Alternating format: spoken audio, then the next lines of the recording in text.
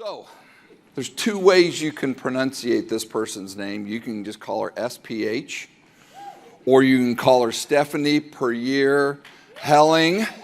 But she is an amazing person when you need somebody to help you build your team, your leaders, and move it to another level. The reality is results is what she gets. Give a big round of applause to SPH! Thank you. Significance. We heard that right before the lunch break. Service. We heard about service from Adam Coffey. And self. We had the benefit of hearing from Stedman Graham. Identity leadership, servant leadership, significance. They set me up. I am so excited. So I have 6.5 minutes to talk to you about leadership. And I packed my presentation the same way that I packed my suitcases, more than I need. So we're going to run through this, and because I'm talking about change leadership, I may change it up a little bit. Do I have your permission? Thank you. If you said no, I was still going to do it, but I appreciate the buy-in. All right, so there are 5 trends that are impacting all of us and the world in terms of how we operate our businesses. New behaviors, technologies, the millennial workforce, mobility, working from anywhere, and globalization. Hello to the world of mega, right? We are facing all of these changes in our businesses just in the last few years. The pandemic, the Great Resignation, recession, technology, mergers and acquisitions, we heard about that from Adam, remote working, and then all of the generations that are impacting the workforce and how we need to change how we hire and lead our people. Because ultimately, how we lead ourselves and our people will impact and make or break our businesses. So there are 3 fundamental keys, if you walk away with nothing else, that I want you to remember about leadership. Communication, connection, and culture. And you've heard those messages already. So here is the power session. And I was talking to a gentleman last night who said, time is money, so tell them you're going to go quick.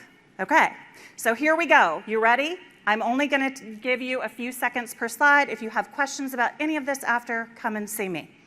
79% of employees will quit due to lack of appreciation. These statistics, by the way, are from Gallup and Pew, who have surveyed Fortune 500 companies and businesses worldwide.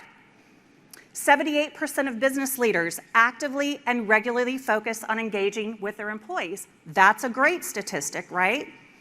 However, only 48% view their company's leadership as high quality.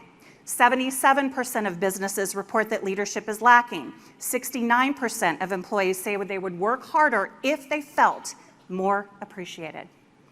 Only 33% of employees feel engaged. Companies, however, with higher engagement, not surprising, are 22% more profitable. For every year a company delays leadership development, it costs them 7% of their total annual sales. 79% of employees quit due to lack of appreciation from their leader. You've probably heard this. People do not quit companies, they quit bad bosses.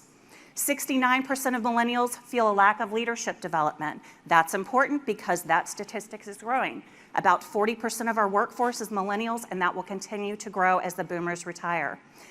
Here's an interesting statistic. 83% of businesses believe that leadership development is important in theory. It's a nice thought.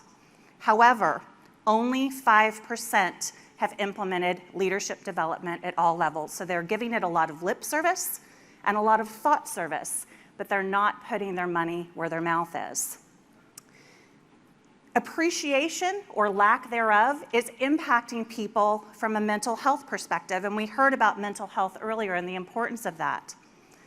More than $500 billion is siphoned off from the economy due to workplace stress, according to the American Psychological Association, and these statistics back that up. All right, so there's more. You can take screenshots, but I'm going to move forward just a little bit. Disengagement is negatively impacting organizations. 1 in 2 people, as I mentioned, will quit their jobs because of lack of appreciation and bad bosses. So what does all of this mean? What is the percentage of people that are natural leaders? 10%.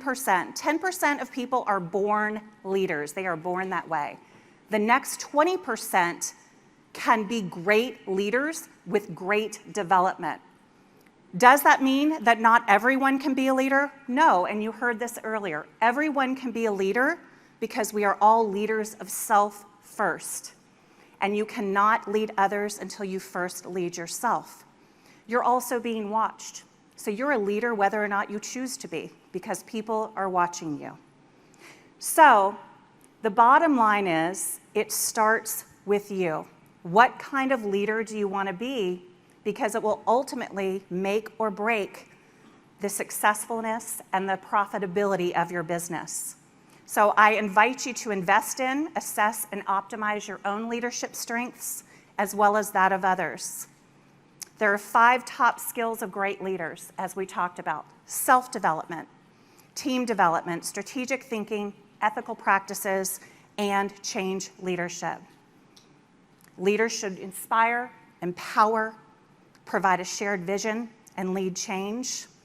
And lastly, followers need these 4 things from you: trust, compassion, stability, and hope.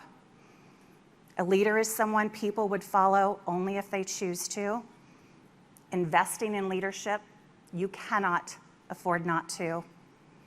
And I'm going to leave you with this: would you follow you? Thank you very much. I appreciate your time.